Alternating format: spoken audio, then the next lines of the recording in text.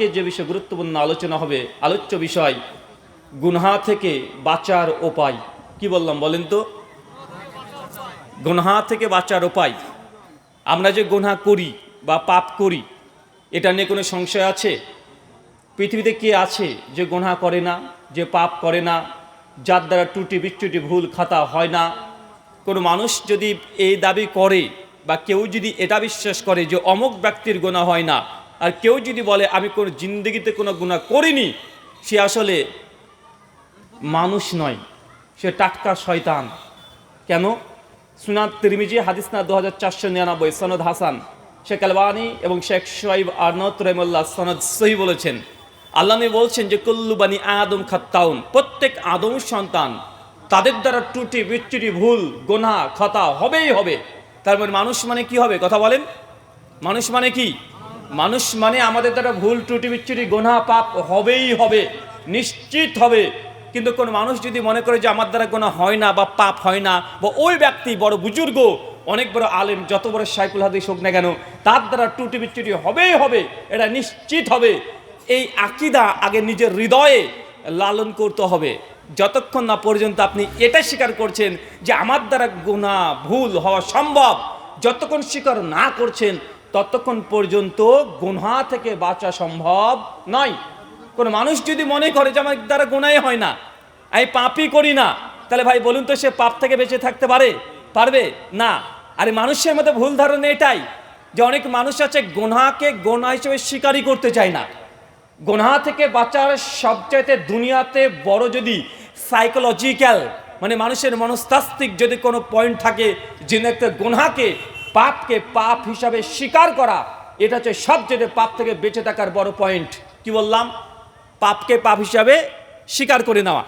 কেননা মানুষ গুনাহ করে, পাপ করে, কিন্তু স্বীকার করতে চায় না। গুনাহ করছে, ওটাকে জাস্টিফাই করার চেষ্টা করে।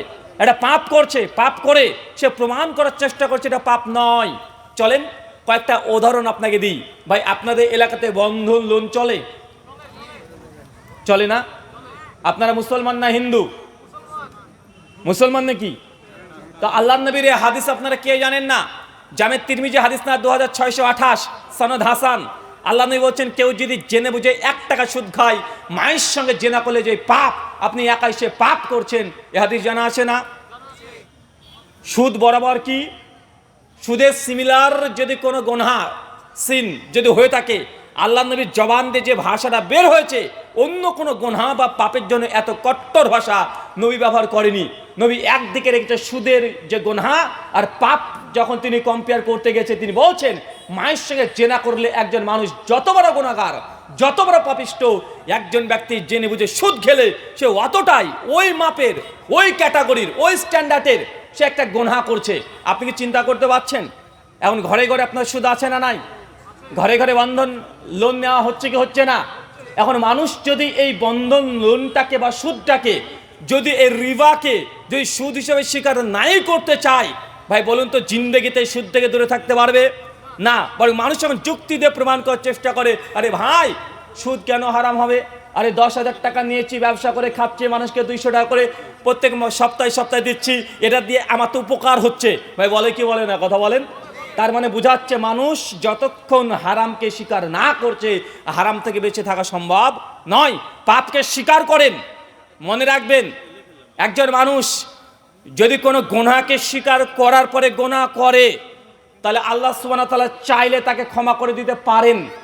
কিন্তু কোনো ব্যক্তি যদি কোনো হারাম জিনিসকে হালাল মনে করে, তাহলে এই ব্যক্তির ক্ষমা হবে? কথা বলেন।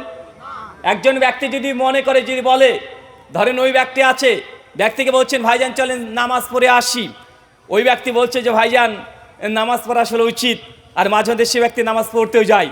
যখন নামাজের বা সালাতে দাওয়াত দেন, উনি বলেন যে ভাই ইনশাল্লাহ যাব। মাঝে মধ্যে মাগরিবে যায়, এশাতে যায়, ফজরে মাঝে মধ্যে আসে না, জুমাতে যায়, মাঝে মধ্যে 2 ওয়াক্ত নামাজ মিস করে দেয়। এই একজন নামাজের ক্যাটাগরি। আর একজন নামাজি আছে, ওই ব্যক্তিকে যদি বলেন ভাইজান চলেন নামাজে যাই, উনি পাল্টা আপনাকে জবাব দিয়ে বলে এই নামাজ পড়ে কে বড় লোক হলো রে? আরে যারা নামাজ পড়ে তারাই চিটার হয়। এমন মানুষ আছে না নাই? আরে নামাজ না পড়লে কি হবে? আমার ইমান ঠিক আছে, যে দাড়িওয়ালা লোকটা ও নামাজ পড়ে পাকা বদমাশ খাটাস, আমি নামাজ পড়ি না, আমার ইমান ঠিক আছে। এমন মানুষ আছে না নাই? দুই ক্যাটাগরির মানুষ। একজন মাঝে নামাজ পড়ে মাঝে ছেড়ে দেয়, আর একজন নামাজ পড়ে না, নামাজকে কটূক্তি করে। আরেকজন ব্যক্তি আছে নামাজ পড়ে না, তো যখনই সালাতে দাওয়াত দেন উনি বলেন যে ভাই নামাজ আসলে পড়া উচিত, পড়তে পারছি না ভাইজান, আমার জন্য একটু দোয়া করবেন যে আল্লাহ আমাকে নামাজি বানিয়ে দেয়, আমাকে হেদায়েত করে দেয়। ভাইজান আমি গুনাহ করছি, আমি জানি নামাজ পড়া উচিত। যদি এরকম ফিলিংস তার হৃদয়ে থাকে, তিনজন ব্যক্তি, এক নামাজ পড়ে না, নামাজের প্রতি ভক্তি শ্রদ্ধা আছে, নিজের গুনাহকে স্বীকার করে নিয়েছে। আরেকজন ব্যক্তি মাঝে নামাজ পড়ে কিন্তু নামাজ যে কাজা হয়ে যায় এই জন্য অনুশোচনা আছে। আরেকজন ব্যক্তি নামাজ পড়েও না, নামাজকে কটূক্তি করে। তিনজন ব্যক্তি এক না এক নয়, কোশ্চিন কালেও এক নয়, কখনোই এক নয়। যে ব্যক্তি নামাজ পড়ে না, নামাজকে নিয়ে কটূক্তি করছে, এক পাল্লায় রাখেন।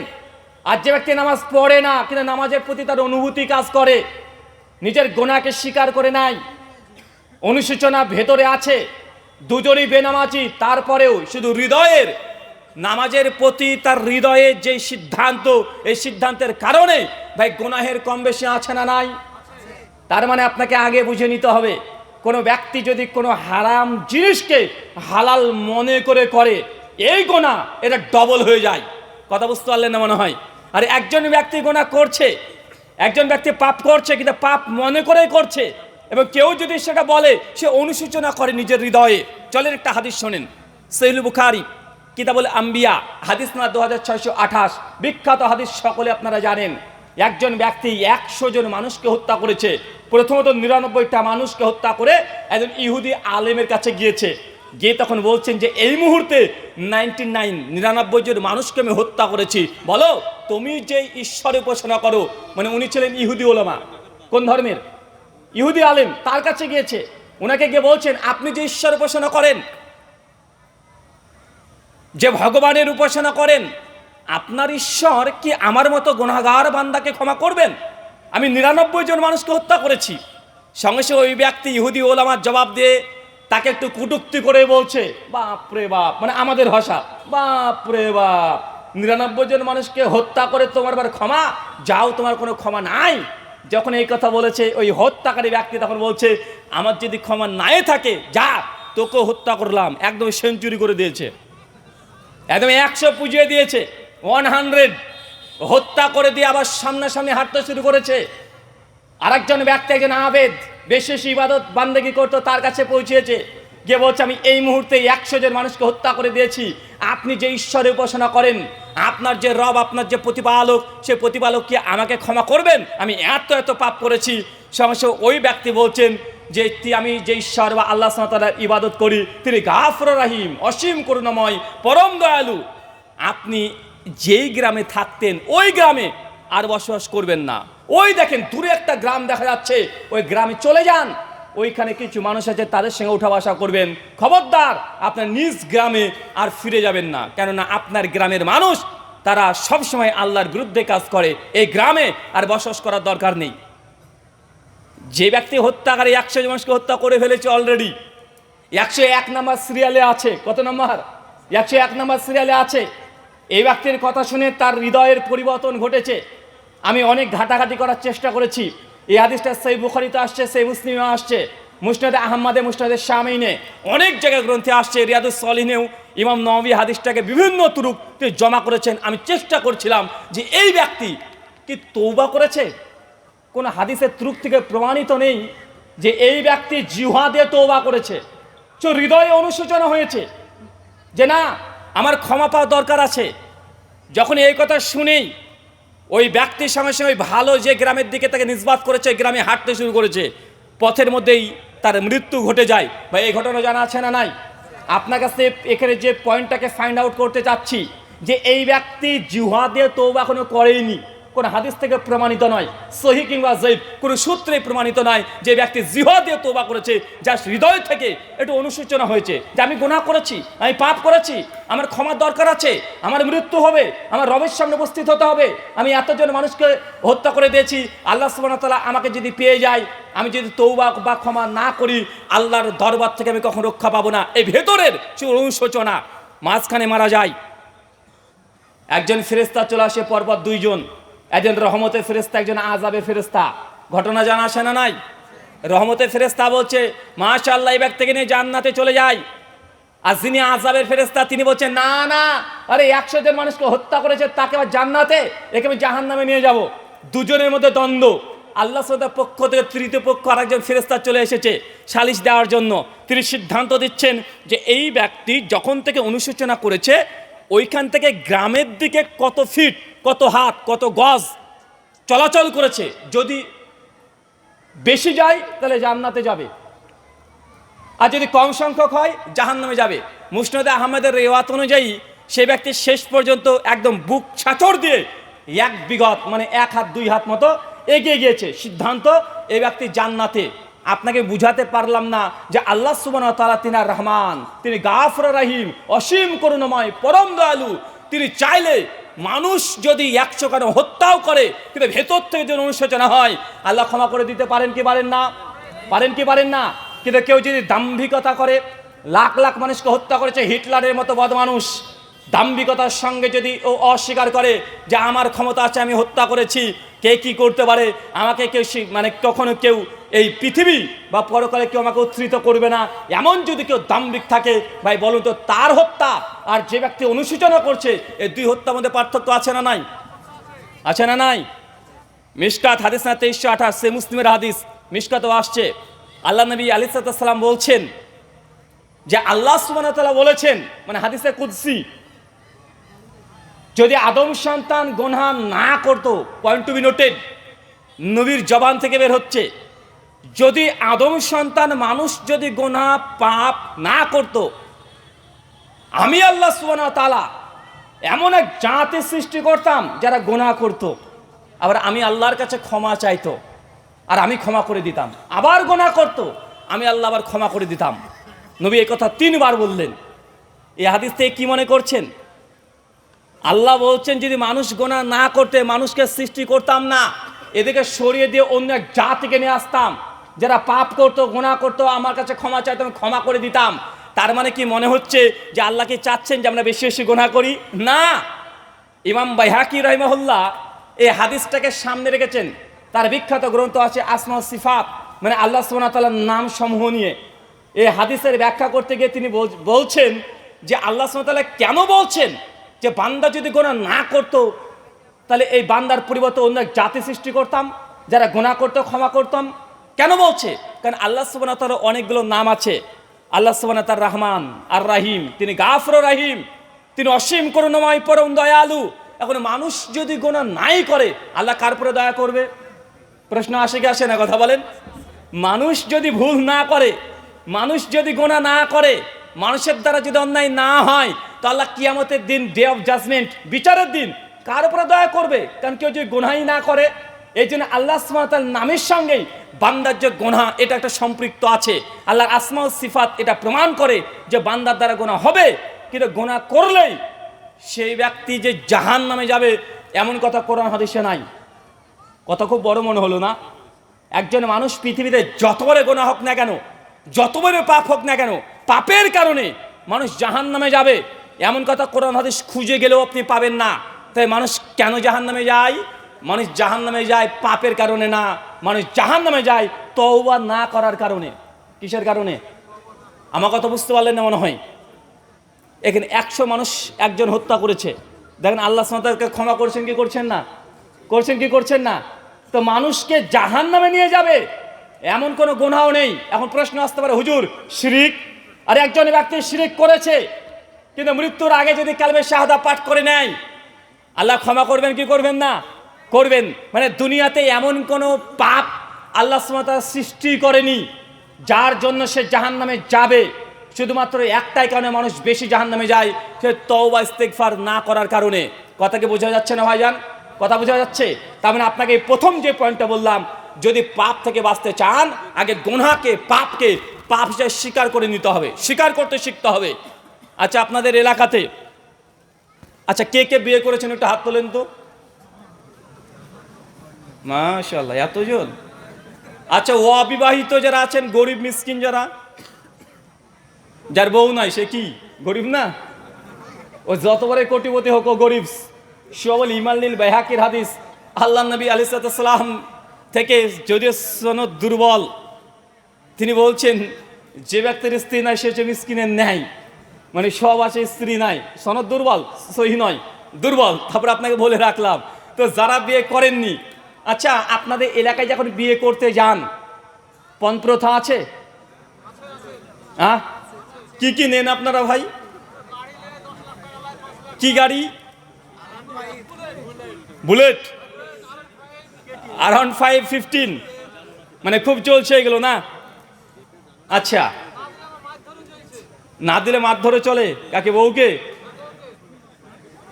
আরে সর্বনাশ, আমরা তো মুর্শিদাবাদের মানুষ রে ভাই, রেকর্ড হচ্ছে, এ তো মান সম্মানের ব্যাপার। ভগবান গোলার নামটা ভগবান ভগবান ভাব, যদি এরকম জায়গায় যদি এরকম হয়, এ তো জবর কেলেঙ্কারি রে ভাই। মুর্শিদাবাদ মানে রাজা বাদশার জায়গা।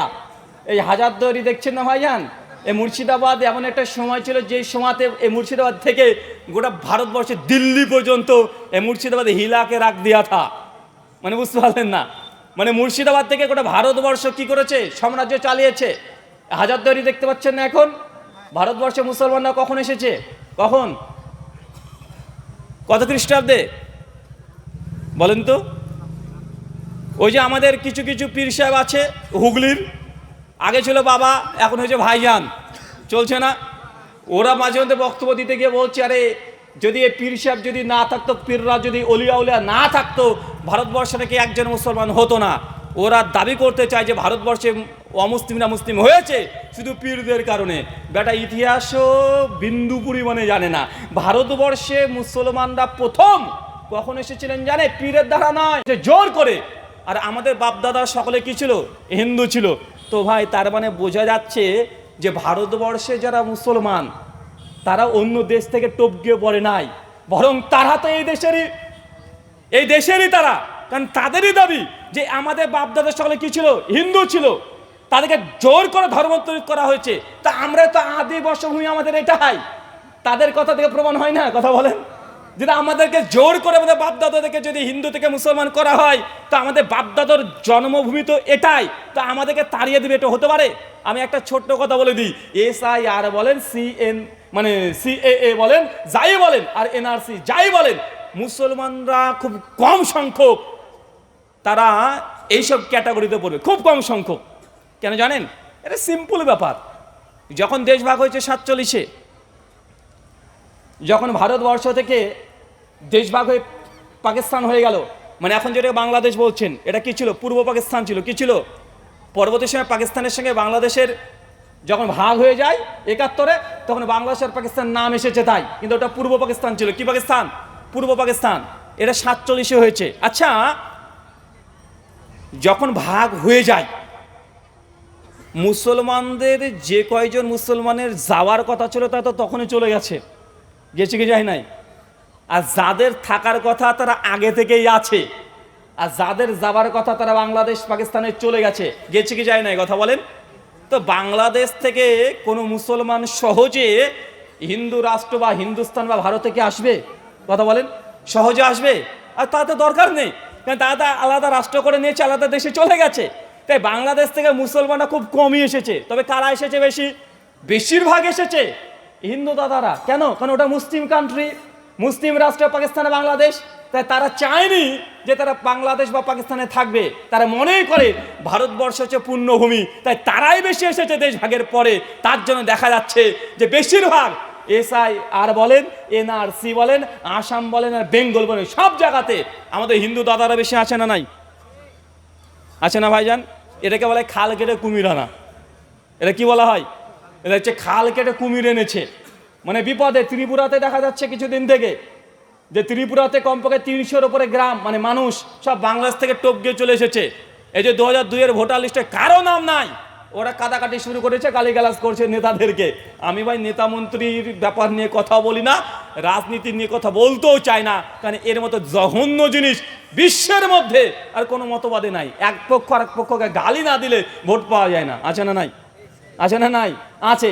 যে যত বড় মিথ্যা কথা বলবে সে তত বড় নেতা বেনে যাবে, যে যত বড় চিটিংবাজ ও তত বড় নেতা মন্ত্রী হয়ে যায়। আছে না নাই?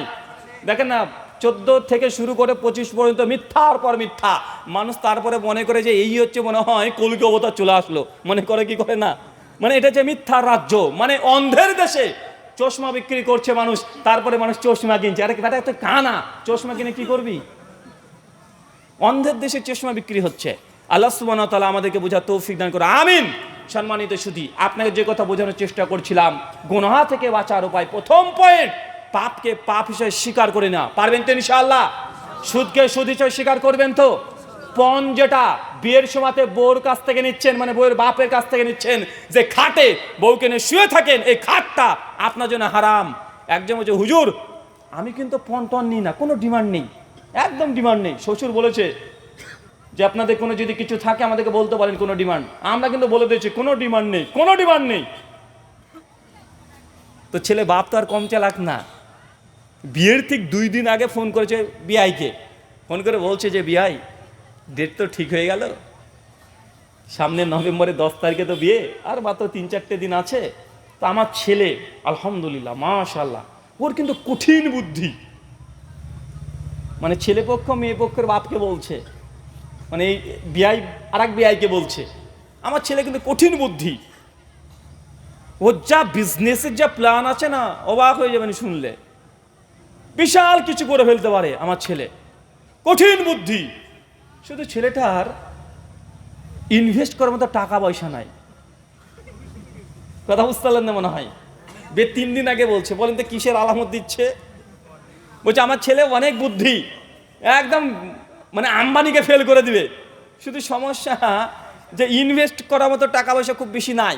এই 2-3 লাখ টাকা আছে, কিন্তু ওর বিজনেস যদি 10 লাখ টাকা হাতে থাকে না, ও অনেক বড় কিছু করে ফেলবে। বা একটা দোকান কিনেছে, কিন্তু মাল কেনার টাকা নাই। শ্বশুর মানে বিহাই আরেক বিহাইকে বলছে, ভাই বলেন তো কিসের আলামত এটা? এর কিন্তু ডিমান্ড নাই। আবার বলছে আমার ডিমান্ড নেই, না না কিছু চাইনি তো না, মানে ঘুরে নাক ধরছে। আছে না নাই? কথা বলেন, আছে না নাই? একজন যুবক আমাকে বলছে যে ভাইজান আসলে আমি কিন্তু বিয়েতে কোনো কিছু নিইনি, কিন্তু আমার শ্বশুর একটা আমাকে বাইক দিতে চাচ্ছে, মোটর সাইকেল। এখন এটা নিয়ে কি জায়েজ হবে? আমি বললাম যে ভাইজান তোমার শ্বশুর এত বড় দিলদার যে তোমাকে মোটর সাইকেল দিতে চাই, খাট দিতে চাই, এত বড় দানশীল। তোমার শ্বশুরের বাড়ির পাশে মসজিদ আছে, ইমাম সাহেব হেঁটে হেঁটে প্রতিদিন মসজিদে আসে, কই তাকে তো একটা সাইকেল কিনে দেয় না, তোমাকে মোটর সাইকেল কিনে দেয় কেন?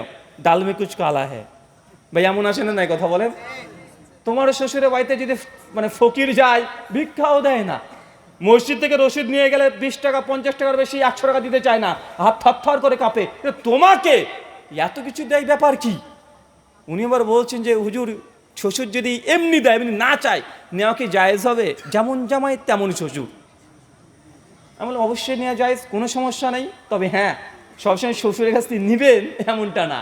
শ্বশুরের কাছ থেকে যদি 60,000 টাকা দামের একটা খাট নেন, আপনার শ্বশুর তো চৌকিতে শুয়ে থাকে, মাঝে মধ্যে শ্বশুরের কাছে গিয়ে অন্তত আকাশমণির 20,000 টাকা দামের একটা খাট কিনে দিয়ে শ্বশুরকে বলবেন আব্বা এটা আমি আপনার জন্য হাদিয়া নিয়ে এসেছি। পারবেন তো ইনশাআল্লাহ? হ্যাঁ, শ্বশুরের কাছে 60,000 টাকার দামের খাট নিলে শ্বশুরকে অন্তত 20,000 টাকা দামের একটা আকাশমণি কাঠের খাট দিতে পারবেন না ইনশাআল্লাহ? পারবেন তো? যদি এরকম দেওয়া নেওয়া দুই পক্ষের হয়, শ্বশুর জামাইকে দেবে, জামাই শ্বশুরকে দেবে, তাহলে যদি নেন তাহলে কোনো সমস্যা নেই, কোনো ডিমান্ড নেই। তিনি আপনাকে যা মনে করেছেন তাই দিয়েছে, কিন্তু আপনি সারা জীবন শ্বশুরের কাছে নিয়েই গেলেন, জিন্দগিতে কিছু দিলেন না। এটা পণ ছাড়া কিছুই না, এটাই যৌতুক। এটা পরোক্ষভাবে যৌতুক না। কথা বুঝতে পারলেন না মনে হয়? শ্বশুর যদি আপনাকে একটা R115 দিয়ে দেয়, একটা বুলেট দিয়ে দেয়, আপনার ডিমান্ড নাই আমি জানি, কিন্তু দিয়ে দিয়েছে, আপনার শ্বশুরের দিল, হৃদয়, মন, প্রাণ, বুক অনেক বড়। আপনি অন্তত পক্ষে 60-70 হাজার টাকা দামের ওই ইলেকট্রিক একটা স্কুটি নিয়ে শ্বশুরকে দেন, আপনার শ্বশুর তো সাইকেল চালায়, কেন আপনার লজ্জা লাগে না? তাহলে কথা বুঝতে পারলেন না মনে হয়? পারবেন তো ইনশাআল্লাহ? যদি আপনাকে যদি ফ্রি এমনি দেয়, ডিমান্ড নাই, দিয়েছে, আপনিও হাদিয়া দেন। শুধু বলবেন যে হাদিয়া নেওয়া তো নবী জায়েজ করেছে, তো শুধু হাদিয়া নেওয়া জায়েজ না, হাদিয়া দেওয়াটাও তো জায়েজ রে ভাই। হাদিয়া দেওয়া তো সুন্নাত, কিন্তু সারা জীবন হাদিয়া নিয়েই চলে গেলেন, দিলেন না। ভাই এটা পণ, এটাই পণ, এটা ঘুরে ফিরে এটা যৌতুকের একটা মডার্ন ভার্সন। কথা বুঝতে পারলেন না মনে হয়? এটা 5G, মানে আজকের যুগ যে 5G, এটা হচ্ছে যৌতুক। কিন্তু যৌতুককে হারাম যদি স্বীকার না করে, এই যৌতুকের টাকা যদি খান, খেয়ে যান না, ইবাদত আল্লাহর দরবার তো পৌঁছাবে না। এই গুনাহ থেকে বাঁচতে হলে গুনাহকে আগে গুনাহ হিসেবে স্বীকার করে নিতে হবে। যতক্ষণ স্বীকার না করছেন ততক্ষণ গুনাহ থেকে বাঁচা সম্ভব নয়। 2 নম্বর পয়েন্ট গুনাহ থেকে বাঁচার জন্য নেককার পরিষ্কার ব্যক্তির সঙ্গে চলাচল করা। কি বললাম? যদি মনে করেন যে আপনার ঈমান বৃদ্ধি করতে চাচ্ছেন, ঈমান দুর্বল হয়ে গেছে বা হেদায়েত পেতে যাচ্ছেন, যদি এমন যদি চান, পাপ থেকে বাঁচতে চাচ্ছেন, তাই নেককার পরেশগার মজলিসে বিশেষে ওঠা বসা করতে হবে। পারবেন তো ইনশাআল্লাহ? যে যেমন বন্ধু তেমন হবে, সঙ্গ দেশে লোহা ভাসে। এখন আপনার বন্ধু যেমন, আপনি ঠিক তেমনই হয়ে যাবেন, অটোমেটিক অটো সেট। এই রাস্তাতে আসার সময় দেখলাম অনেকগুলো ছেলে মোবাইলটাকে উল্টো করে ধরে বালু আর পাথরের উপরে বসে একদম চিৎকার মারছে, ডানে ডানে মার মার মার, ধর ধর ধর ধর ধর, 10-12 জন একসঙ্গে করছে। এখন যাদেরকে দেখছেন না 10-12 জন এইভাবে এই পাবজি গেম খেলছে, আজকে এই মোবাইলটাকে ব্যবহার করছে গেমস খেলার জন্য, ঘন্টার পর ঘন্টা, দিন রাত 8 থেকে 10 ঘন্টা মোবাইলের পেছনে সময় ব্যয় করছে। এই ছেলেগুলোকে চিনে রাখেন, 5 থেকে 7 বছর পর এরা এই ভগবানগোলা স্টেশনে এরা টুকটুকি চালাবে। বুঝতে পারলেন না মনে হয়? কেন? এর সময়কে নষ্ট করছে। কি করছে? এর সময়কে নষ্ট করছে। টাইম, সময় এমন এক চিজ যে আজকে সময়কে নষ্ট করবে, আজকে সময়কে যারা দাম দেবে না, সময় এমন একটা তার জীবনে সময় নিয়ে আসবে যে উল্টো থাপ্পড় দেবে। পারে কি পারে না? আজকে যেসব ছেলেরা মাধ্যমিক দেওয়ার পরে 5-7 বছর পরিশ্রম করছে, বিভিন্ন রকমের পড়াশোনা নিয়ে ব্যস্ত আছে, সারাদিন ধরে পড়াশোনা করে, 8-10 ঘন্টা পড়াশোনা করছে, এই ছেলেগুলোকে দেখবেন মাধ্যমিকের পরে 10-12 ঘন্টা যদি পড়তে পারে, এরা একদিন হাইকোর্টের উকিল হয়ে যাবে, অথবা বড় কোনো মানে সিবিআই অফিসার পর্যন্ত হয়ে যেতে পারে, বড় বিজনেসম্যান পর্যন্ত হয়ে যেতে পারে, স্কুল শিক্ষক কলেজের প্রফেসর পর্যন্ত হয়ে যেতে পারে। কিন্তু আজকে যারা 8-10 ঘন্টা পড়া বাদ দিয়ে মোবাইল গুতিয়ে চলে যায়, এদেরকে দেখবেন 5 বছর পর সবগুলো বহরমপুর জেলখানাতে বসে আছে হিরুঞ্চি খাওয়ার জন্য। আপনারা দেখতে পাচ্ছেন না ভাইজান? আপনি দেখেন, আপনি স্কুল লাইফে কি করেছেন? আপনি সিনেমা দেখতে গিয়েছেন, পরাণ যায় জ্বলে আরে, মানে আপনার সময়কার মানে বেস্ট মুভি, আর একটু যদি প্রাচীন চলে যায় কুচকুচ হতা হে, মানে সিনেমা দেখতে চলে গেছেন স্কুলকে অফ রেখে। আজকে দেখেন আপনি টুকটুকি চালাচ্ছেন, টোটো চালাচ্ছেন, মুদিখানার দোকান নিয়ে বসে আছেন, লরির খালাসি করছেন, 100 দিনের মাটি কাটার জন্য একদম বসে আছেন, বিডিও অফিসের সামনে দাঁড়িয়ে আছেন। কেন? 1000 টাকা পাবেন, এবং চলছে কি চলছে না? কেন? কারণ সময়কে আপনি দম দেন নাই। সময় আপনার জীবনে এমন এক পরিস্থিতি নিয়ে আসবে যে সময় এর কারণে আপনাকে রাস্তাতে নামিয়ে দেবে। নামায় কি নামায় না? কথা বলেন। আমি মনে করি দুনিয়াতে যদি কেউ সফল হতে চায়, পরকাল পরে আসছে, যে দুনিয়াতে কোনো মানুষ যদি সফল হতে চায় তাকে 3টে কাজ করতে হবে। কয়টা কাজ? কথা বলেন। 1, তার ভেতরে জেদ থাকতে হবে। জেদ, জেদ বুঝেন তো? আবার জেদ বুঝি না মানে হুজুর বিশাল জেদ আমার। আপনার জেদ আছে তো, বদ কাজের জেদ বেশি, ওই মেয়েকে পটাবই, মানে এটা হচ্ছে আপনার জেদ। ওই মেয়েকে যে কোনোভাবে হোক বিয়ে করবই, এটা আপনার জেদ, তাই না? যে কোনো দুনিয়াবি কাজে যদি সফল হতে চান, 3টে কাজ। 1, জেদ থাকতে হবে। 2, নিরন্তর চেষ্টা, চেষ্টার কোনো ত্রুটি করা যাবে না। কথা বুঝতে পারলেন না? এই দুটো পয়েন্ট নিয়ে আগে আলোচনা করি। জেদ মানে আপনাকে যে কোনো বিষয় যদি চান, আগে লক্ষ্যকে, ডেস্টিনেশনকে ফাইনাল করে নেন যে এই কাজটা করব। আর জেদ থাকতে হবে মারাত্মক পর্যায়ের, যতক্ষণ শেষ না হবে ততক্ষণ ছাড়া যাবে না। পরে করব এই শব্দ বলা যাবে না, এখনই করব। কি বলেন তো ভাইজান? এখনই করব, শুরু করে দিতে হবে। আর যদি বলেন পরে, তো আপনার আগে একজন চলে যাবে। পর মানে কি? পিছনে যে আছে সে আর পর বলছে না, ও কি করবে? ও আপনার আগে গিয়ে বসে আছে, তা আপনাদের 6 জন পিছনে থাকবেন। লক্ষ্য ঠিক, কাজ সঙ্গে সঙ্গে শুরু করে দিতে হবে। মানে যতক্ষণ সাকসেস না হচ্ছেন নিরন্তর কাজ চলবে। আর 3 নাম্বার, মারাত্মক জেদ থাকতে হবে, বদমেজাজি জেদ, মানে এটা করার পরেই গেল আমি, আমার দম, এটা বাংলাতে আমরা বলি না, এটা করেই গেল দম, মানে এই দমটা এই জায়গাতে দিতে হবে। গার্লফ্রেন্ডের পেছনে যদি আজকে ঘোরেন, মাধ্যমিক পাশ করে গার্লফ্রেন্ডের পেছনে ঘুরতে শুরু করেছেন, 4 বছর গার্লফ্রেন্ডের পেছনে ঘুরেছেন, এই যুবকরা এটা বুঝে না। তুমি যদি প্রেম করতে চাও, তোমার ক্লাসমেটের সঙ্গে প্রেম করলে জিন্দগিতে ওই মেয়েকে তুমি বিয়ে করতে পারবে না, 99% চান্স নাই। কারণ তোমার বয়স 14, মেয়েটার বয়স 14। এখন যদি প্রেম করো, 2 বছর প্রেম, 16 বছর, মেয়েটার বয়স যখন 16, ও বড় হয়ে গেছে। 16 বছরের ছেলের তুলনায় 16 বছরের মেয়েরা বেশি বড় হয় কি হয় না? হয় না ভাইজান? তো মেয়েটার 18 হলে তো বিয়ে, আর তোমার 18 মানে এখন ঠিকঠাক চুলি গজায়নি। হ্যাঁ, তো ক্লাসমেটের সঙ্গে প্রেম কোনো বোকা মানুষ ছাড়া কেউ করে? কথা বলেন। আরে ক্লাসমেটের সঙ্গে কেউ প্রেম করে? আরে ওর যখন মানে 18 বছর মানে বিবাহযোগ্য হয়ে গেছে, ও 20 বছর হতে হতে ও বড় কোনো ডাক্তার মাস্টারের সঙ্গে বিয়ে হয়ে যাবে, আর তুমি তার পেছনে লেগেছো। ও 2-4 বছর তুমি ঘোরাঘুরি করবে, তারপর তুমি গাঞ্জার মদ নিয়ে আর ওই ফেন্সিডিল করে খেয়ে ও জঙ্গলে পড়ে থাকবে, আর মমতাজের গান চলবে পাশ দিয়ে। ভাই এমন দেখা যায় না? মানে আমাদের যে সময়টা আমাদের কেরিয়ারকে ঠিক করা দরকার, ওই সময়তে অধিকাংশ যুবক হয় নারী নাহলে মদ গাঁজা নেশা এগুলোতে নষ্ট হয়ে যায়। হয় কি হয় না কথা বলেন? তার জন্য পিতা মাতার কাছে আমার আকুল অনুরোধ, ছেলে অথবা মেয়ে মাধ্যমিক পাশ করলে আপনার ছেলে মেয়ের দিকে দৃষ্টি ছোট অবস্থায় যেমন রেখেছিলেন ঠিক ওই রকমই রাখতে হবে। কথা বুঝতে পারলেন না মনে হয়? ছোট যখন ছেলেটা 1 বছর 1.5 বছর বয়স, বাবা মা সবসময় চোখে চোখে রাখতো ছেলেটাকে, রাখতো কি রাখতো না? কখন কি একটা দুর্ঘটনা ঘটিয়ে ফেলে, কখন খারাপ হয়ে যায়, কখন কিছু ক্ষতি হয়ে যায়। ছেলের যখন বয়স যখন মাধ্যমিক দিয়ে দিয়েছে, মেয়ে যখন মাধ্যমিক দিয়ে দিয়েছে, বাপ মাকে আবারও একদম ওই দৃষ্টিতে একদম শকুনের মতো ছেলে মেয়ের পেছনে চোখ দিয়ে রাখতে হবে। কেন? এই সময়টা ভয়ঙ্কর সময়। এই 4-5 বছর যদি বাপ মা ঠিকভাবে সন্তান ছেলে মেয়েকে যদি কন্ট্রোলে রাখে, এ একদিন কিছু হবে। আর যদি ছেড়ে দেয় তাহলে কি হবে? ধ্বংস হবে, হয় নারীতে নচেত মদ গাঞ্জা নেশাতে। ভাই দেখা যায় কি যায় না কথা বলেন? এই সময় বাপ মার সবচেয়ে বেশি একদম স্ট্রং হওয়ার দরকার আছে। একদম ছোট্ট শিশুকে যে প্রতিপালন করে ওইভাবে সব সময় ছেলে মেয়েকে চোখে চোখে রাখলে এই ছেলের দ্বারা কিছু কল্যাণ হবে। আর যদি ছেড়ে দেয়, এই ছেলে দেখবে মদখোর, মাতাল, নেশাখোর, বদমাস, এরকমই দেখা যায়। যায় কি যায় না? যাই। আল্লাহ সুবহানাহু ওয়া তাআলা আমাদের পরিবারকে তুমি হেফাজত করে সকলে বলি আমিন। সম্মানিত শুধু গুনাহ থেকে বাঁচার প্রথম উপায় পাপকে পাপ হিসেবে স্বীকার করে নেওয়া। 2, নেক পরেজগার ব্যক্তির সঙ্গে চলাচল উঠা বসা করা।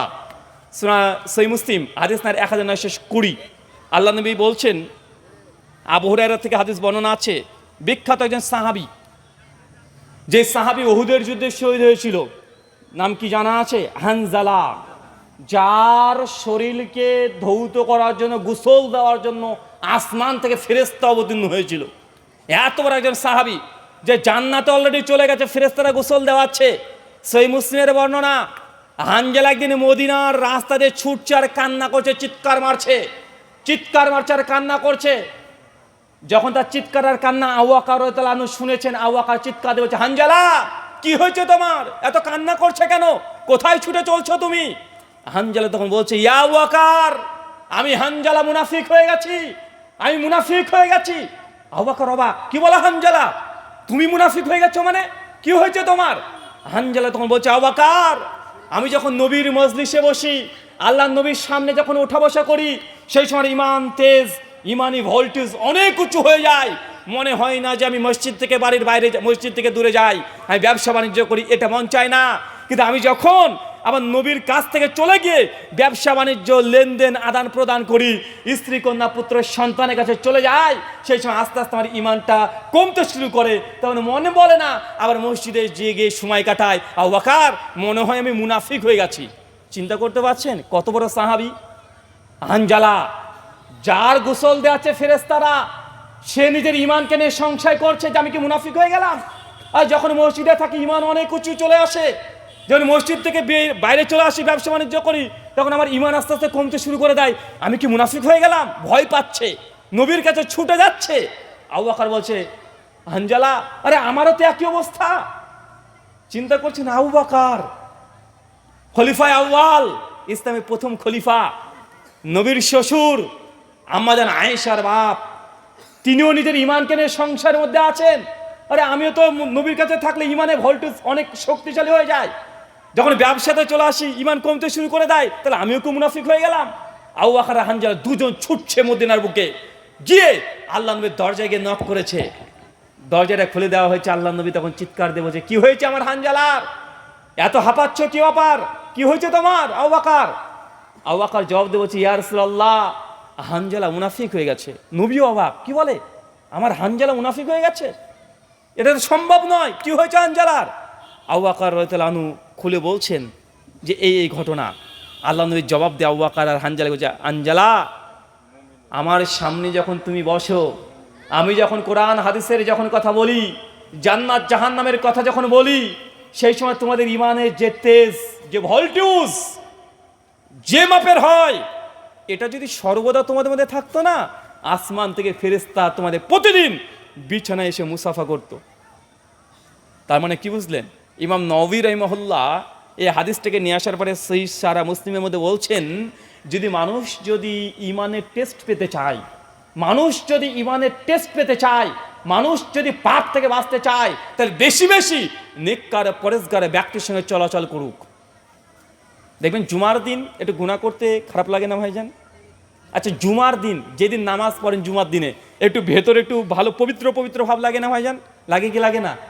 এটা ভালো ফিল করে না? দেখবেন অবশ্যই। আচ্ছা, রমজান মাসে যখন তারাবির নামাজ পড়ছেন, যখন রোজা রাখছেন, তখন নিজেকে একটু আলাদাভাবে আবিষ্কার করেন না? যারা ধরেন বেনামাজি, নামাজ পড়েন না, ধর্মের পথে নেই, কিন্তু রমজান মাস আসলেই আপনি নিজের রোজা রাখছেন, আপনি মাঝে মাঝে তারাবির নামাজ পড়তে যাচ্ছেন, তখন একটা ভেতরের একটা আলাদা প্রশান্তি কাজ করে কি করে না? আপনি কোটি টাকা যদি ইনভেস্ট করেন, তারপরে এই শান্তিটা পাবেন না রমজান মাসে যেই আপনি পুরো শান্তি পাচ্ছেন। কেন? ইবাদত করলেই, মানুষ পাপ থেকে দূরে থাকলেই আল্লাহর পক্ষ থেকে তার ওপরে আল্লাহ বরকত রহমত দিয়ে, আল্লাহ চাদর দিয়ে আপনাকে আবৃত করে নেয়। ইমানের টেস্ট আলাদা। যে একবার স্বাদ পেয়ে গেছে সে দুনিয়াকে মূল্য দেয় না এমনি মনে করছেন? সত্যি যে ইমানের টেস্ট পেয়ে গেছে তাকে যে দুনিয়া 5 পয়সা মূল্য আর থাকে না। মিশকাত খুলে দেখেন, হাদিস না 5737, আল্লাহ নবী মদিনার একটা রাস্তা দিয়ে যাচ্ছে, হঠাৎ করে কান কাটা একটা ছাগলকে তুলেছে। ছাগল বোঝেন তো, বকরি, ছাগলকে তুলেছে কান কাটা। নবী তুলে বলছেন, আচ্ছা এই ছাগলটা কেউ 1 দিনার দিয়ে কিনবে? 1 দিনার, 1 দিনার দিরহাম মানে কি? ধরেন আমাদের ইন্ডিয়ান এখন 20-22 টাকা। আল্লাহ নবী একটা মৃত ছাগলকে তুলে বলছে, কেউ এই ছাগল, মোরা ছাগল কান কাটা 1 দিনার দিয়ে কিনবে? সাহাবীরা বলছে, ইয়া রাসূলুল্লাহ, আরে এ তো কান কাটা ছাগল, তোমার মরা। আর আরবদের একটা স্বভাব, তারা খুঁতযুক্ত কোনো প্রাণী তারা নেয় না। এটা আরবদের প্রথম থেকে গায়রাত, তারা নেয় না। বলছে আল্লাহ নবী তো, আরে এ তো কান কাটা আর তারপর মরা, আরে এই ছাগল নিয়ে আমরা কি করব? আরে একে নিলে তো বিপদ, কারণ এই মরা ছাগল নিলে আমার কিছুক্ষণ পরে গন্ধ ছড়াবে, তাকে আবার দূরে গিয়ে মাটিতে পুঁতে দিতে হবে, এতে আমি তো ফেসে যাব এই ছাগলটাকে নিলে। আল্লাহ নবীর সঙ্গে সঙ্গে এই ছাগলটাকে সামনে রেখে বলছে, শোনো, তোমাদের কাছে যেমন মৃত ছাগলের যেমন কোনো মূল্য নেই, মূল্যহীন, ঠিক আল্লাহ সুবহানাহু ওয়া তাআলার কাছে এই দুনিয়াটা এই মরা ছাগলের চাইতেও আরো নিকৃষ্ট। কথা বুঝলেন না মনে হয়? এটা হচ্ছে দুনিয়ার বাস্তবতা। আজকে আছেন, কালকে থাকবেন না। আজকে আছেন, 10 মিনিট পরে না থাকতেও পারে। কত বড় বড় মানুষ, কত বড় বড় বিজ্ঞানী, সায়েন্টিস্ট, কেউ দুনিয়াতে চিরদিন বেঁচে আছে? কথা বলেন। গোটা বিশ্ব জগতে সায়েন্টিস্টদের বাপ বলা হয়, সায়েন্সদের বাপ বলা হয়, বিজ্ঞানীদের বাপ বলা হয় অ্যালবার্ট আইনস্টাইনকে। অ্যালবার্ট আইনস্টাইন, সেও তার মৃত্যুকে 1 সেকেন্ড পরে করতে পারেনি, পেরেছে? কথা বলেন। গোটা বিশ্ব জগতে তিনি, অ্যালবার্ট আইনস্টাইন এত বড় বিজ্ঞানী যে তাকে বিজ্ঞানীদের জনক বলা হচ্ছে, সেও তার মৃত্যু থেকে বাঁচতে পারেনি, পেরেছে? ও নবী রাসূল কেউ না। মৃত্যু প্রত্যেক মানুষের কাছে উপস্থিত হয়েছে, এটাই জীবনের বাস্তবতা। যা করছেন, কত মানুষ দেখেন, 10 দিন আগে একটা মানুষ মারা গেছে, 10 দিন পর আপনি থেকে ভুলে গিয়েছেন। আজকে আমি আলোচনা করছি, হাজার হাজার মানুষ আপনার আলোচনা শুনছেন, সোশ্যাল মিডিয়া, ইউটিউব, কত মানুষ। আজকে যদি আমার মৃত্যু হয়ে যায়, 5 দিন, 10 দিন, 15 দিন, মনে রাখবেন, তারপরে সব কিছু মানুষ ভুলে যাবে কি যাবে না? এটাই জীবনের বাস্তবতা, এটাই জীবনের বাস্তবতা। গুনাহ থেকে বাঁচার দ্বিতীয় বড় কারণ নেককার পরেশগার ব্যক্তিদের সঙ্গে উঠা বসা করা। করবেন তো ইনশাআল্লাহ? মেয়ের বিয়ে কার সঙ্গে দিবেন? শুধু উঠা বসা বলতে তা না, মেয়ের বিয়ে কার সঙ্গে দেবেন? কার সঙ্গে? একদম আল্লাহি বলেন তো, যে আপনার মেয়ের বয়স 19 বছর হয়ে গেছে, একটা প্রাইমারি টিচার এসে দাঁড়িয়েছে, একটু মোটা ভুড়িওয়ালা টাক, আর এদিকে একজন স্মার্ট একজন হুজুর আছে, যে মাদ্রাসা বা মসজিদে কাজ কাম করে মোটামুটি 20-22 হাজার টাকা ইনকাম করে ফেলে, কিন্তু কোরআনের হাফেজ, দেখতে মোটামুটি মাশাআল্লাহ ভালোই। বলেন তো বাপ, আপনি বিয়েটা কার সঙ্গে দেবেন? হ্যাঁ ইনশাল্লাহ আপনি তো দেবেন। অধিকাংশ মানুষ কার সঙ্গে দেবে? ও টাকালা হোক, ভুড়িওয়ালা হোক, দেখে ও শ্বশুর মনে হোক, তারপরে ওর সঙ্গে বিয়ে দিবে। দেয় কি দেয় না? আর মেয়েরাও টাকা পেলে সব ভুলে যায় এখন, মানে টাক ভুড়ি সব ঢেকে যায়, যায় না ভাইজান? মানে যে টাকা যদি দেখে, আরে বাপ রে, তুই জানিস মেয়ের মা এসে বলে, তুই ওকে বিয়ে করবি, ও তো মাঠ খাটে রে। আর যার সঙ্গে দেখছে একটু টাক হচ্ছে, একটু বেশি বয়স হয়েছে, কি হয়েছে, মানে ওই লোকটা যা বয়স আর মার সঙ্গে বিয়ে দিলে চলে যাবে। আচ্ছা না এই কথা বলেন? বলছে আরে তুই জানিস ও বড় ব্যবসায়িক, আরে বাড়িতে সব ঘরে ঘরে এসি, আরে 4 চাকা আছে বাড়িতে, ওই বাড়িতে গেলে তোর কোনো কাজ করতো না, বসে বসে খাবি, পায়ের পরে পা তুলে দিয়ে খাবি। আরে স্বামীর সংসার কদিন করে রে? আরে স্বামী কদিনই বা ঘরে থাকবে? মানে মার খালা এর হচ্ছে মুন্ডল, মানে এত বুঝান মেয়েটাকে বুঝাবে, বুঝে বুঝে ও টাক ভুড়িওয়ালাকে দিয়ে দিয়েছে। যা, এখন ও টাকের বয়স হচ্ছে 47, মেয়েটার বয়স হচ্ছে কেবল 22, টকবগে আগুন, আর ওর হচ্ছে সন্ধ্যা নেমে গেছে। বলেন তো ভাই, এই আগুনের কাছে এখন যদি সন্ধ্যা নেমে যায়, ও কিছু করতে পারবে? কি হবে? হ্যাঁ, না রাগ করবে না ইনশাল্লাহ, আমি সবাইকে তো বলছি না। মানে এখানে ইল্লা মাশাআল্লাহ এর মধ্যে ভালো আছে না নাই? এখানে তো শর্ত তো ইমান, ইমান হচ্ছে শর্ত। মানে আমি আপনাকে বোঝাতে চেষ্টা করছি, অধিকাংশ আমাদের সাইকোলজি এমন হয়ে গেছে যে মেয়ের বয়স 18, 19, 22 ঠিক আছে, কিন্তু যদি একটু চাকরিজীবী ভালো পেয়ে যায়, ও 47, 50 হয়ে যাক না কেন, মানে ওর হচ্ছে এখন মানে একদম সূর্য ডুবছে আর এর কেবল উঠছে, মানে দুপুর ভরা দুপুর। এখন বলেন তো এই রোদ হজম করা সম্ভব? ও বেচারা সারাদিন অফিস করে, ও রাত্রিবেলাতে কষ্ট করে গাড়িতে চড়ে আসলো, সন্ধ্যাবেলাতে এসে গোসল করে উল্টে চিটপটাং হয়ে শুয়ে আছে মোবাইল টোবাইল দেখে। এখন কি করবে? এখন দামি খাট কিনে দিয়েছে বউকে, কিন্তু ঘুম নাই। 1.5 লাখ টাকা দামের খাট, কিন্তু ওই খাট শুধু পড়ে আছে একা, মৃত শরীর। ভাই বলেন তো এই খাটের কোনো মূল্য আছে? যেই খাটে স্বামী স্ত্রী একসঙ্গে ঘন্টাব্যাপী সময় না অতিবাহিত করে, এই খাট কোনো মূল্য আছে? না। আপনি বাস্তব একটা কথা বলে আপনি মনে রাখবেন, কথাটা যদিও তিতো হলেও এটাই বাস্তব কথা। একটা মেয়ের বয়স 16, 17, 20, আর একটা মেয়ের বয়স 35, 37। মেয়েটা চাকরি পেয়েছে 35, 37 বছর বয়সে, আর এই মেয়েটা 16 থেকে 20 বছর বয়স, চাকরি করে না, বেকার একটা মেয়ে। বলেন তো কোন মেয়েটার বিবাহের প্রস্তাব বেশি আসে? বলেন।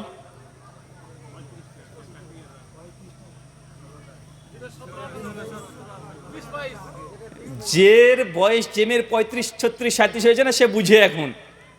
আরে আমি যখন মাধ্যমিক দিয়েছি কত বিয়ের প্রস্তাব রে বাবা, উচ্চ মাধ্যমিক দিয়েছি কত বিয়ের প্রস্তাব, প্রতিদিন বিয়ের প্রস্তাব। মেয়ের বাপ পাগল হয়ে যায়, আর সবাই বিয়ের প্রস্তাব দেয়, ডাক্তার, মাস্টার, ভিডিও সবাই দেয়। কিন্তু মেয়ের বাপ কি বলেছে? না না না না, মেয়েকে আমার নিজের পায়ে দাঁড় করাবো, মেয়েকে আমার প্রতিষ্ঠিত করবো, তারপরে বিয়ে দেবো। এখন মেয়ে যখন প্রতিষ্ঠিত হতে হতে বয়স 35, 37 হয়ে গেছে, এখন আর কোনো বিয়ের প্রস্তাবে আসে না। আসে? কথা বলেন। মাসে একটা আসে না। এখন জি 2-5 বছরে একটা আসবে, তখন 2-5 বছর ওয়েট করতে গেলে মেয়ের বয়স 41 হয়ে যাবে। কথা বুঝতেন না মনে হয়? এটা আমাদের সমাজে বাস্তবতা। পুরুষ মানুষ নারীকে বিয়ে করতে চায়। কি করতে চায়? পুরুষ মানুষ নারীকে মানে বিয়ে করতে চায়, কোনো 35, 36 বছরের মহিলাকে নয়। এটা পুরুষ মানুষের সাইকোলজি। তাই যখন বিয়ে করতে চায়, সংসার করতে চায়, তারা চায় সবসময় যে তার স্ত্রী যেটা হবে সে তার জন্য চোখ জুড়িয়ে দেয়। কিন্তু 36, 37, 40 বছর বয়স যদি হয়ে যায়, তো মহিলার সঙ্গে একটা পুরুষ সংসার কেন করতে যাবে? এটা অধিকাংশ পুরুষের সাইকোলজি। তাই বাপ মা মেয়েটাকে প্রতিষ্ঠিত করতে গিয়ে লাস্ট পর্যন্ত পঙ্গু করে ছেড়ে দেয়। আছে না নাই? কথা বলেন। আছে না নাই? অনেক ছেলেকেও দেখেছি, কিরে ভাই বিয়ে করছিস না কেন? বলছে ভাই এটা কেবল গ্র্যাজুয়েশন দিয়েছি, MA করবো, BEd করবো, DEd করবো, এরপর MEd করবো, MD করবো, তারপরে নিজের পায়ে দাঁড়াবো, ইনশাল্লাহ বিয়ে করবো। আচ্ছা দাঁড়া নিজের পায়ে, দাঁড়াতে তোর বয়স 38, তুই যখন নিজের পায়ে দাঁড়াবি তোর অন্য কিছু দাঁড়াবে না রে ভাই,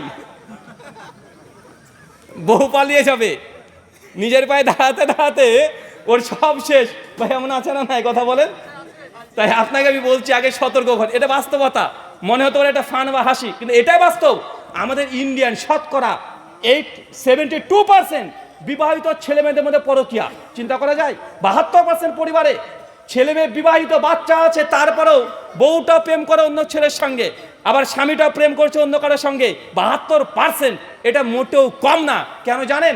কারণ হচ্ছে এটাই বিয়ে করার সময়তে দুজন, অধিকাংশ ক্ষেত্রেই বিভিন্ন সমস্যা হয়। এক, বাপ মা জোর করে মেয়েটার বিয়ে দিয়েছে, এখন জোর করে সংসার হয়। 2 বছর 4 বছর হয়েছে, আমার পুরাতন বয়ফ্রেন্ডরা চলে এসেছে, ফেসবুক, হোয়াটসঅ্যাপ, ইনস্টাগ্রাম, কত কি আবার নতুন করে শুরু হয়ে গেছে। 4 ছেলের মা পালিয়ে চলে যাচ্ছে। আছে না নাই? এই জন্য আল্লাহ নবী বলেছিলেন, সুনান ইবনে মাজার হাদিস, যখন বিয়ে করবে কুফুকে নির্বাচন করো। কুফু মানে সমতা বজায় রেখো। একজন কোটিপতি, একজন থাকে 10 তলায়, একজন গাছতলায়। নবী এরকম কোয়ালিটির বিয়ে করতে নিষেধ করেছে। না, যখন গাছতলা মেয়েটা 10 তলায় যাবে, ও তখন তাদের স্ট্যাটাসের সঙ্গে মিলাতে পারবে না, কিছুদিন পর সংসার ভেঙে যাবে। এই জন্য নবী বলেছেন, তোমরা কুফু নির্বাচন করো, তুমি যেমন সেই কোয়ালিটির তুমি মেয়েকে নির্বাচন করবে। হ্যাঁ, 19-20 হতে পারে, কিন্তু 1 আর 20 যেন না হয়ে যায়, 1 আর 20 যেন না হয়ে যায়। কুফু সব দিক দিয়ে দিতে হবে। অনেকে আছে নতুন মানে ইমান এনেছে, একদম কঠিন ইমানের তেজ, এখন যা হবে হবে। ও তখন বয়স দেখাচ্ছে, বয়স হচ্ছে তার ছেলেটা বয়স 22, এখন একটা বিবাহিত 3 বছরের মানে 3টে বাচ্চা আছে, এরকম বিধবা মেয়েকে বিয়ে করার জন্য লাফাচ্ছে, বলছে আল্লাহ নবী তো করেছে খাদিজার সঙ্গে। বেটা, যা করেছে, তুমি নবী না আর ও খাদিজা না। তুমি আজকে আবেগে করতে যাচ্ছ, 2 বছর 4 বছর 5 বছর পর তোমার এই আবেগ আর কাজ করবে না, শয়তান ওয়াসওয়াসা দিয়ে সংসারকে ধ্বংস করে দিবে। এই জন্য আল্লাহ নবী নিজেও যখন জাবের বিন আব্দুল্লাহ বিয়ে করেছে, নবী প্রশ্ন করছে, কাকে বিয়ে করেছো, বিবাহিত না কুমারী? জাবের বিন আব্দুল্লাহ তখন বলছে যে আমি বিবাহিতা নারীকে বিয়ে করেছি, বিধবা নারীকে বিয়ে করছি। রাসূলুল্লাহ বলছেন, কেন তুমি তাকে বিয়ে করলে? তুমি একটা যুবতী করতে পারলে না? সে তোমার সঙ্গে বেশি সময় অতিবাহিত করত, তার সঙ্গে আনন্দ উপভোগ তুমি বেশি করতে। নবী নিজেও যদি করেছে, তিনি পরামর্শ দিচ্ছেন যে তুমি তোমার নিজের সমতা বজায় রাখোনি। বিয়ের সময়তে সমতা বজায় রাখা অতীব গুরুত্বপূর্ণ।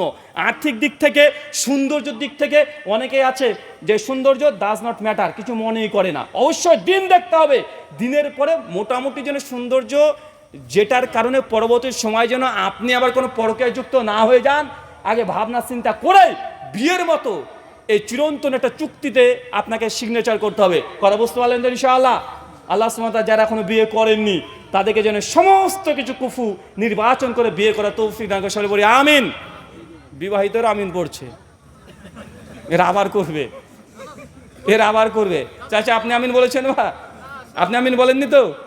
চাচা চালাক আছে, চাচা এই দোয়াতে আমিন বলেনি, খবরদার এই দোয়াতে আমিন বলিয়েন না, তাহলে এই বয়সে একটা চাচি চলে আসবে, এই বয়সে বলার প্রয়োজন নেই। আল্লাহ সুবহানাহু ওয়া তাআলা যে কথা বললাম প্রথমে আমাকে, তারপর আপনাদের প্রত্যেককে আমল করা তৌফিক দান করো, আমিন। আমার আলোচনার পয়েন্ট মনে আছে ইনশাআল্লাহ? কি কি বলেছে বলেন তো? 1, পাপকে পাপ হিসেবে স্বীকার করে নেওয়া, আর 2, নেককার পরেজগার মানুষের সঙ্গে বেশি উঠা বসা করা। বন্ধু যদি বদ খাটাস হয়, আপনি খাটাস হয়ে বসে থাকবেন। বন্ধু যদি ভালো হয়, আপনি তার দিকে তার স্রোতে ভাসবেন। সঙ্গ দোষে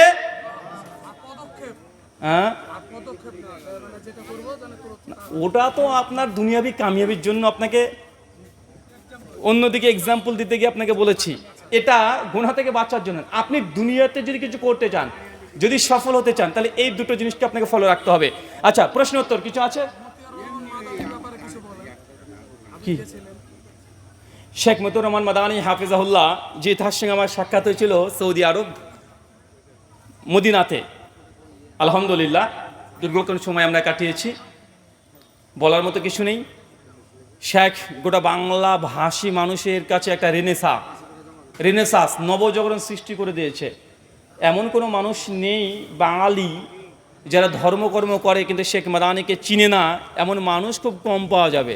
সে বেদাতি হোক আর হেদাতি হোক, আছে না নাই কথা বলেন? অথচ আশ্চর্য অলৌকিক মজেজা, মানে মতিউর রহমান মাদানী হাফিজাহুল্লাহ জিন্দেগিতে ওয়াজ মাহফিল এই স্টেজে করেন উনি, কিন্তু গোটা বাংলার মানুষ তাকে চিনে কি চেনে না? আর তিনি তো না হয় আমাদের মালদার মানুষ, কিন্তু বাংলাদেশের মানুষরা তাকে আবার ঢেরে বেশি চিনে না ভাইজান। গালিগালাজ বেশি দিলে কারা বেশি দেয়? ওপার থেকে বেদাতিরাই বেশি দেয়। পশ্চিমবাংলার মানুষরা হয়তো তেমন চিনেও না, মানে অনেকে আছে চিনতেও পারে না বা চেনেও না, জানেও না। আর অনেকে শেখ মতিউর রহমান মাদানীকে মনে করে উনি বাংলাদেশি, বা মনে করে না, অনেকে মনে করে বাংলাদেশি। তিনি বাংলাদেশি নয়, তিনি মালদা ঠিক পড়বে না, ওটা উত্তর দিনাজপুর, এই কিষানগঞ্জের আশেপাশে। শুকরান। বর্তমান জালসায় যে মেলা বসানো হচ্ছে, এটা কি ঠিক হচ্ছে? অনেক ফজিলত এতে আছে, অনেক ফজিলত। মিশকাত হাদিস নাম্বার 738, আল্লাহ নবী বলেছেন দুনিয়ার মধ্যে সবচেয়ে নিকৃষ্ট জায়গা হচ্ছে বাজার। কি জায়গা? বাজার। আর সেই বাজার যদি হয় আবার কৃত্রিম বাজার, মানে ঘটা করে একদিনের জন্যই তৈরি করা হয়েছে। একটা হচ্ছে স্ট্যাবলিশড বাজার, যেমন আপনাদের ভগবান গোলাতে আছে, লালবাগে আছে, বহরমপুরে আছে, এটা স্ট্যাবলিশড বাজার, মানুষকে যেতে হয়। বাজারে যার জন্য আল্লাহ নবী বলেছে একটা দোয়া আছে, দোয়াটা পড়বা 1 লক্ষ নেকি পাবা। তার মানে বোঝা যাচ্ছে বাজারে প্রবেশ করলেও নেকি পাওয়া যায় কি যায় না? যায়। কিন্তু এই ঘটা করে কৃত্রিমভাবে একদিনকার জন্য দোকান, মানে গতকালকেও ছিল না, আগামী কালও থাকবে না, আজকের দিনটাকে নিয়েই এই যে বিজনেস বা ব্যবসা বা বাজারে বসানো হয়েছে, এটা আল্লাহ নবীর ভাষায় দুনিয়ার মধ্যে সবচেয়ে নিকৃষ্ট স্থান। কি কথা বলেন? মুসনাদে আহমদে বর্ণনা, যেখানে কোরআন হাসের কথা চলে, সেটা হচ্ছে জান্নাতের বাগান, এটা জান্নাতের বাগান, আর ওইগুলো জাহান্নামের বাগান। মানে জান্নাত জাহান্নাম একসঙ্গেই চলছে, এদিক থেকে কিছু নেকি হবে, ওদিক থেকে কিছু গোনা হবে, মাঝখান থেকে টাকা পয়সা যেটা আসবে সেটাই লাভ, তাই না ভাইজান? একজন গরু চোর, গরু চুরি করেছে, চুরি করে মৌলবীর কাছে এসেছে। মৌলবী সাহেব জুমাতে খুতবা দিয়েছে, বাবা যদি কুরবানি করিস না তো এত নেকি এত নেকি এত নেকি, সব পাপ ক্ষমা হয়ে যাবে, এত নেকি। চোর তখন জুমার খুতবা শুনে ভাবছে, বাপরে বাপ, এত নেকি কুরবানির। বেচারা করেছে কি, জুমার খুতবা শুনে রাত্রিবেলাতে বেরিয়ে গেছে চুরি করতে, একটা গরু চুরি করে নিয়ে চলে এসেছে, এসে কুরবানি দিয়ে দিয়েছে। তখন মৌলবী বলছে, কি গো, গরু পেলে কোথায়? বলছে কুরবানি হোক পরে বলছি। মৌলবী সাহেব আচ্ছা করে বিসমিল্লাহ আল্লাহ আকবার বলে বাপ তোর 14 গোষ্ঠীর নামে চালিয়ে দিয়েছে, হয়ে গেছে। মৌলবী বলছে, কিরে তুই গরু পেলি কোথায়? ওজারে মৌলবী সাহেব আপনি জুমাতে খুতবা দিলেন না, কুরবানি করলে এত নাকি অত নাকি, আমি ওই হ্যাবলার বেটা ক্যাবলার বাড়ি থেকে গরুটাকে ঝেড়ে নিয়ে চলে এসেছি। দেখ, আরে চুরি কত, অনেক গোনা, অনেক পাপ। বলছে কত পাপ হবে মৌলবী সাহেব? কত পাপ না জেনে হবে? 10 কোটি, 50 কোটি, 100 কোটি? তো 100 কোটি যদি পাপ হয় তো 100 কোটির নেকিও তো হবে, আমার কুরবানি দিয়েছি। তো 100 কোটি গোনা আমি চুরি করেছি, 100 কোটি নেকি কুরবানি করেছি, দুজনে একদম মিলে গেল, মাঝখান থেকে গোশ খাওয়াটা আমার লাভ হচ্ছে। তো আমাদেরও মানে একদিকে ওয়াজ মাহফিল দিয়ে নেকি কামাচ্ছি, একদিকে আবার দোকানপত্র দিয়ে আমরা গোনা কামাচ্ছি। তো এখানকার নেকি ওখানকার গোনা কাটাকাটি, বীজগণিতের অঙ্ক হয়ে গেল, মানে পাটিগণিতের অঙ্ক কাটাকাটি, মাঝখান থেকে যে টাকাগুলো উঠছে এটাই লাভ। বলতে পারবো না ভাই, বিপদে ফেলবেন নাকি আমাকে? সব কথা বলতে নেই। অসুস্থ ব্যক্তি মারা গেলে নামাজের কাফারা আছে কি? পৃথিবীতে সালাত বেনামাজির জন্য কোনো কাফরা আছে এমন কোনো জাল হাদিসও নাই। কারণ হুজুরের ফ্যাক্টরিতে কিছু ফতোয়া আছে, কেউ যদি মরে যায় কবরস্থানে গিয়ে বলছে তোর বাপ তো বেনামাজি রে, তো কিছু কাফরা দিয়ে দে, মানে টাকা দিয়ে বেনামাজিকে নামাজি বানাচ্ছে হুজুর। কত বড় ইঞ্জিনিয়ার, চিন্তা করেছেন হুজুর, কত বড় ইঞ্জিনিয়ার, বেনামাজি।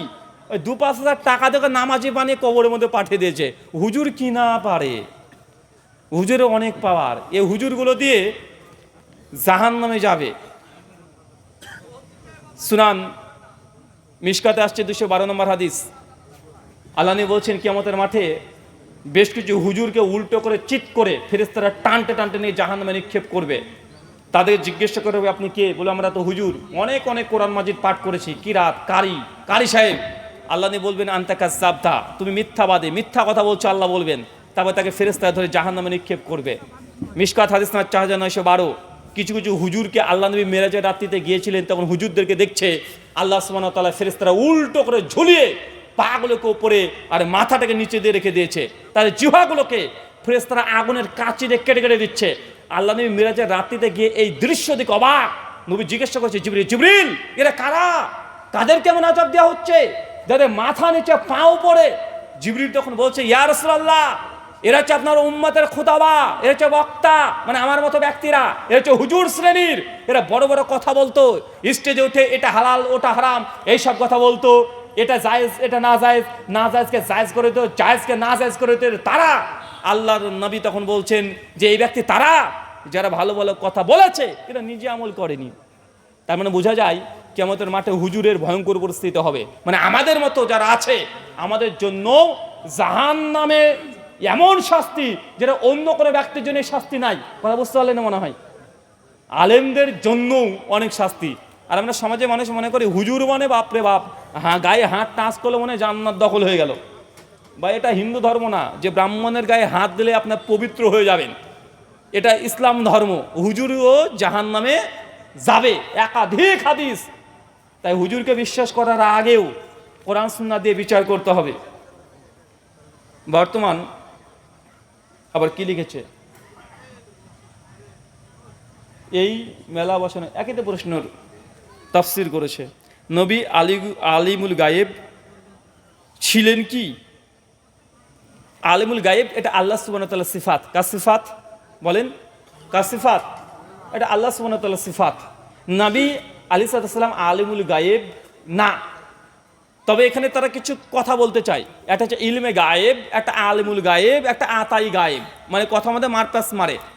আমরা মনে করি ওমা ইয়ানতিকু আনিল হাওয়া ইন হুয়া ইল্লা ওয়াহয়ুহা, আল্লাহ সুবহানাহু ওয়া তাআলা নবী মুহাম্মদ সাল্লাল্লাহু আলাইহি ওয়াসাল্লামকে যা ওহীর মাধ্যমে জানাতেন তিনি তাই জানতেন।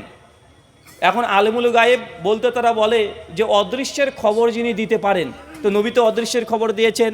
কবরের আযাব এটা তো অদৃশ্যের খবর নবী দিয়েছেন, বিধায় নবীকে তারা আলিমুল গায়েব বলছেন। ভাই বলা হচ্ছে কি হচ্ছে না, কথা বলেন তো? কেউ যদি অদৃশ্যের খবর দেয় তাকে যদি আপনি আলিমুল গায়েব বলে দেন, তো ভাই আপনি সবাই তো আলিমুল গায়েব হয়ে গেছে। এখন হয়ে যায়নি ভাই? কবরের আযাব কেমন হবে, জাহান্নামে আযাব কেমন হবে, এটা নবী ওহীর মাধ্যমে জেনেছেন, আমরা ওহীর মাধ্যমে তো জানছি, নবীর মাধ্যমে জানছি না ভাইজান? তাহলে এই অর্থে কি আমাদেরকে আলিমুল গায়েব বলবেন? এটা ভ্রান্ত আকীদা। যুগে যুগে যতজন মুহাদ্দিস ফুকাহাগণ আকীদার উপরে গ্রন্থ লিখেছেন, অনেকেই মনে করেন যে ইমাম বুখারী সহিহ বুখারী রচনা করেছেন, যে না, ইমাম বুখারী যখন সহিহ বুখারী গ্রন্থ রচনা করেছে এরকম 36খানা আলাদা বই আছে ইমাম বুখারীর। কয়টা? ইমাম বুখারীর একটা গ্রন্থ না, 36খানা গ্রন্থ আছে। তারিকুল কাবির, তারিকুল সাগির সহ ইমাম বুখারীর আল আদাবুল মুফরাদ আছে না ভাইজান? এটা তো মাশহুর, সবাই জানেন। জুজুল কিরাত, জুজুল রফলদাইন, এইবার 36খানা গ্রন্থ আছে। তো মুহাদ্দিসগণ যখন হাদিসের গ্রন্থ রচনা করতেন তারা পাশাপাশি আকীদার গ্রন্থ রচনা করতেন।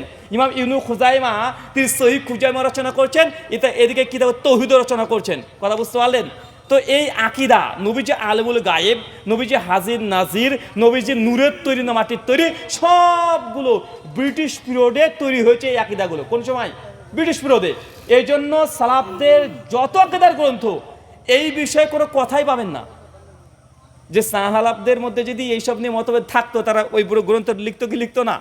ইমাম তাহাবির আকাইদা তাহাবিয়া আছে, শাইখুল ইসলাম ইবনে তাইমিয়ার তার আকিদাতুল ওয়াসিয়া আছে, অনেকগুলো গ্রন্থ আছে আকিদার উপরে, অনেকগুলো গ্রন্থ। কেউ আলোচনা করেনি। বোঝাই যাচ্ছে এই আকিদাগুলো ভারতবর্ষের মানুষরা তৈরি করেছে। কারা? ভারতবর্ষের মানুষরা। আপনি অন্য সৌদি রাষ্ট্রগুলোতে যান, এইসব মাসালা নিয়ে কোনো প্রশ্নও নাই, কোনো মতভেদও নাই। শুধু আমাদের ভারত, বাংলাদেশ, পাকিস্তান উপমহাদেশে এই বারে সাগিরে এইসবগুলো নিয়ে আলোচনা হয়। আল্লাহ সুবহানাহু ওয়া তাআলা এইসব বাতিল আকিদা থেকে আমাদেরকে পরিত্রাণ দান করে, আমিন। এই বলে আজকে মত আলোচনা শেষ করলাম। ওয়ামা আলাইনা ইল্লাল বালাগ।